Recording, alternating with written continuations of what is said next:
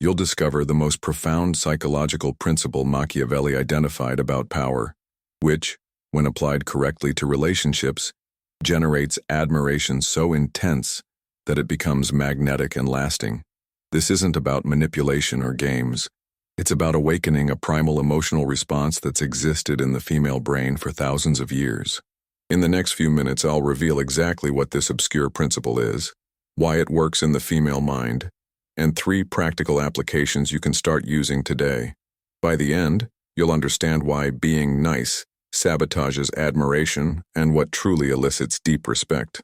But before revealing Machiavelli's principle, you need to understand why the most common strategy of modern men is doomed to failure.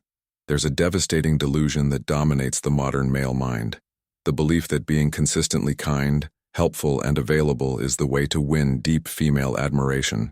This belief isn't just wrong, it's actively detrimental to your romantic goals. The man who adopts the nice guy strategy exhibits specific behaviors.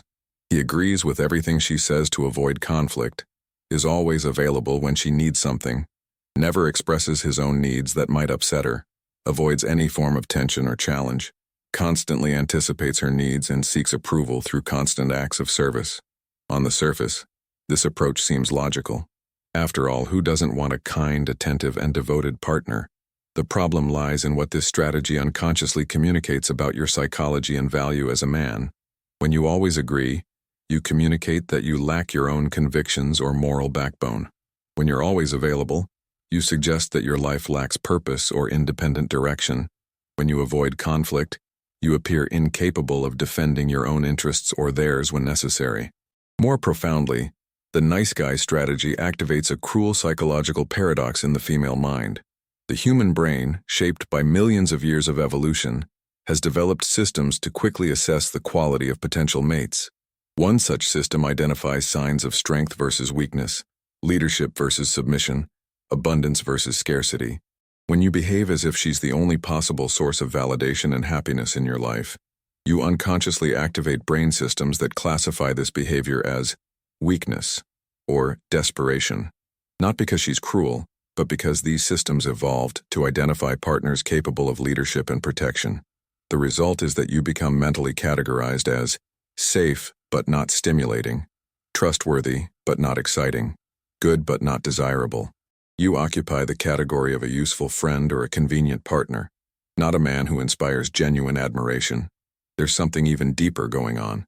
Female admiration isn't aroused by male submission, but by a specific combination of strength and choice. Women feel more attracted when they perceive a strong man choosing to be with them, not when they feel a weak man needs them to feel valuable. The difference is subtle but transformative. A strong man who chooses to be kind communicates generosity. A weak man who is kind out of fear of conflict communicates weakness. Outwardly, the behaviors may appear similar, but the underlying energy is completely different. Furthermore, the nice guy strategy deprives relationships of healthy sexual tension. Sexual tension doesn't just come from physical attraction, it comes from the dynamic between 2 complete and authentic personalities. When you become an echo of her preferences, this tension disappears. The nice guy also fails the test of genuine choice. If you accept any behavior from her without ever setting boundaries, she unconsciously questions whether you truly chose her or are simply grateful for any female attention. Now, what Machiavelli really discovered about power and how it applies in revolutionary ways to modern relationships. The most profound principle Machiavelli identified, and which only a microscopic fraction of men truly understand, is not found in the most famous chapters of The Prince. It lies in a subtle observation about the nature of lasting power. It is better to be respected by choice than loved by necessity. Machiavelli observed that truly powerful leaders didn't need to force loyalty. It emerged naturally because people recognized genuine value. These leaders possessed a quality he called virtù, not virtue in the moral sense, but a combination of competence, determination, and authenticity that inspired instinctive respect. Applied to relationships, this principle translates into something revolutionary. Women feel deep admiration for men they perceive as valuable regardless of their approval. Not arrogant or insensitive men, but men who possess genuine internal value and won't compromise it for external approval. This principle operates through three deep psychological mechanisms. First, perceived scarcity. When you demonstrate that your attention and approval are not available unconditionally, they become more valuable. Second, healthy challenge. The female brain is stimulated by men who present appropriate intellectual and emotional challenge. Third, quality selection. Women feel more valued when they perceive they have been chosen by someone selective. Machiavelli also noted that true power is demonstrated through the ability to say no when necessary. Weak leaders tried to please everyone and ended up respected by no one. Strong leaders were selective about when and how they offered their support, making those moments more meaningful. In relationships, this means that your ability to set boundaries and maintain standards isn't an obstacle to admiration. It's a prerequisite for it. When you demonstrate that you have clear standards for how you want to be treated, and don't compromise them for fear of losing someone, you communicate genuine self-worth. The most profound aspect of this principle is that it completely reverses the traditional conquest dynamic. Instead of trying to prove your worth to her, you live in a way that makes your worth self-evident. Instead of seeking her approval, you offer her the opportunity to earn yours. This doesn't mean being cruel or rejecting. It means being a man who has real options and genuine standards. When you're this kind of man, your choice to be with her becomes a gift, not a desperate need. Machiavelli observed something crucial about perception. People value what they perceive as difficult to obtain. When you are always available, always agreeing, always sacrificing your needs, you unconsciously communicate that you are not particularly valuable, or that you have no other options. The Machiavellian principle in relationships is, therefore, inspire admiration by being admirable, not by trying to make yourself admired. The difference lies in the source of change, internal work, versus external performance. The first practical application of this principle will completely transform how she perceives her worth and interest. Selective approval is the art of offering validation and support based on real merit, not as a strategy to maintain harmony or avoid conflict. It's the difference between a man who automatically approves of everything she does versus a man whose recognition truly means something because it's earned. Most men offer indiscriminate approval. They compliment every photo she posts, agree with every opinion she expresses, support every decision she makes regardless of their own convictions. This constant, automatic approval quickly loses all value because it requires no effort to obtain. Selective approval works completely differently. You offer genuine recognition when she demonstrates qualities you genuinely value, but you don't feel obligated to validate behaviors that don't align with your values or standards. For example, if she shares a significant professional achievement, you genuinely celebrate because you recognize the effort and skill involved. But if she complains about something trivial, expecting your automatic sympathy, you might respond with, "I understand that bothered you. How do you plan to resolve it?" Offering support for the solution, not validation for the complaint. This approach communicates several things simultaneously: that you have your own standards, that your approval is valuable because it's not given away for free, that you see her as capable of handling challenges, and that you're genuinely interested in her growth, not just keeping her temporarily happy. Selective approval also applies to behaviors. If she treats you with respect and consideration, you respond with warmth and attention. If she tests boundaries or shows disrespect, you don't reward that behavior with extra attention. You maintain warmth, but don't offer the same positive energy. A crucial aspect is that selective approval must come from genuine standards, not manipulative attempts to control behavior. You're not punishing or rewarding. You're responding authentically based on your own values and boundaries. For example, if punctuality is important to you and she's consistently late, instead of pretending you don't care, automatic approval, or creating drama, manipulative control, you could say, "I value our time together and prefer that we stick to our agreed-upon schedule. If you need to adjust, let me know in advance." Selective approval also includes celebrating specific qualities rather than offering generic praise. Instead of "you're amazing," vague and automatic, try "I admire how calm you remained in that difficult situation," specific and based on actual observation. This specificity communicates that you genuinely care about her as a person, not just offer automatic validation. It also shows that you have clear criteria for what you find admirable. Another important element is not being afraid to express respectful disagreement when appropriate. If she expresses an opinion that you genuinely disagree with, you can say, "I see it differently. To me, your perspective makes more sense because your reason." This shows that you have a mind of your own and that you value her enough to offer your genuine perspective. The formula for selective approval is genuine recognition for qualities you truly value, plus absence of automatic validation for behaviors that don't align with your standards, plus respectful expression of your own perspectives when appropriate. The second tool is about maintaining lasting interest by being someone she can never quite figure out. Strategic mystery isn't about being evasive or playing mind games. It's about maintaining personal depth and revealing it gradually, creating layers of discovery that keep relationships interesting over the long term. It's the difference between a book you read in one sitting versus one you reread multiple times, discovering new details. Most men make the mistake of revealing everything about themselves immediately: their insecurities, ambitions, fears, past experiences, opinions on every possible subject, in an attempt to create quick intimacy. This strategy sabotages mystery and reduces the incentive for continued exploration. Strategic mystery works through the psychological principle of the curiosity gap.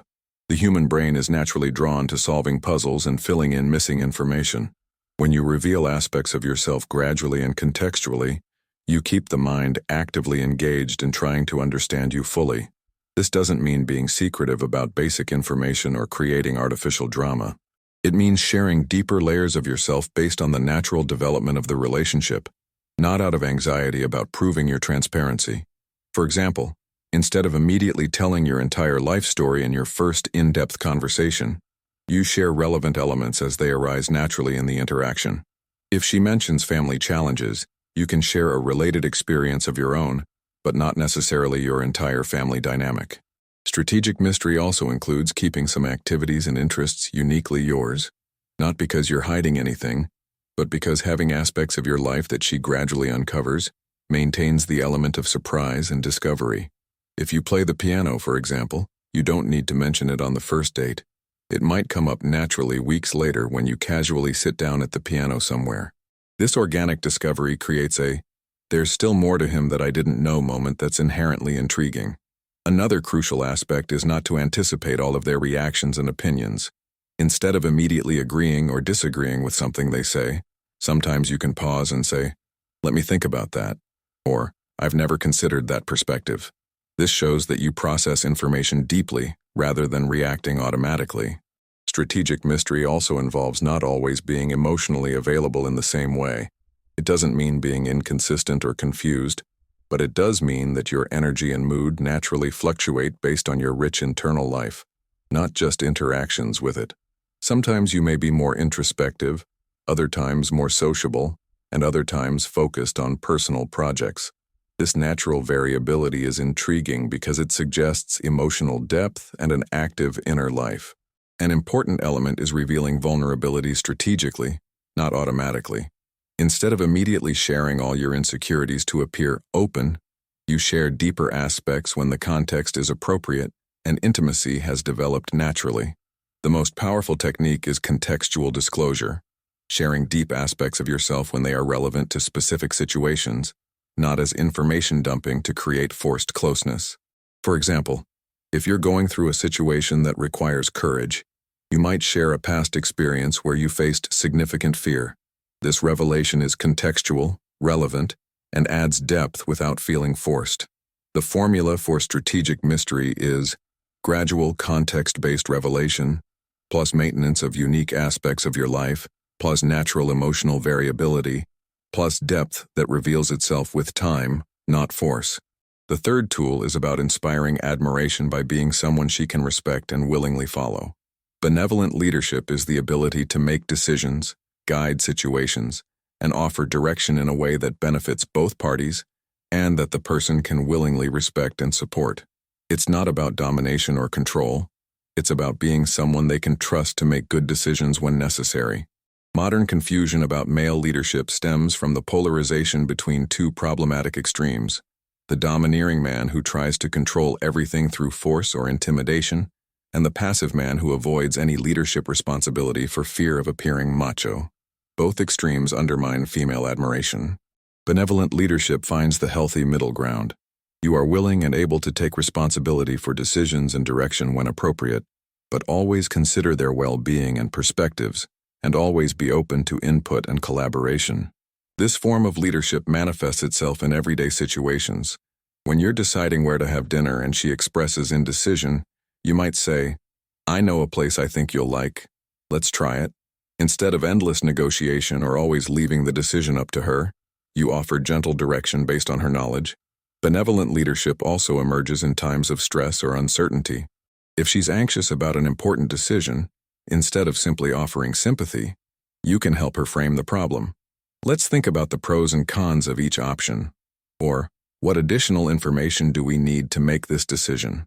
This approach communicates that you're someone who can be helpful in difficult situations, not just passive emotional support. Women admire men who can offer perspective and structure when they're feeling overwhelmed. A crucial aspect is to lead through demonstrated competence, not through assertions of authority. Instead of saying, "Let me handle this," you simply solve problems efficiently when they arise, demonstrating capability through action. If your car breaks down, you handle it calmly. If there's a social conflict, you navigate it diplomatically. If planning is needed, you provide structure and organization.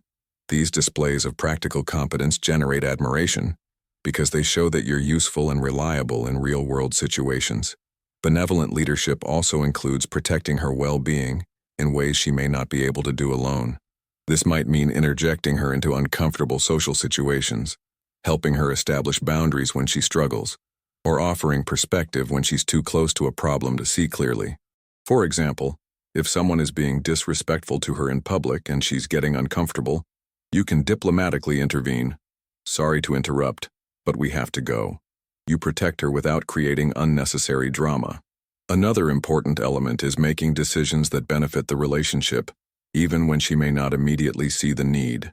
If you realize you need more quality time together, you can plan activities or suggest changes to your routine that create that opportunity. Compassionate leadership also means taking responsibility for mistakes and problems without blaming others or external circumstances.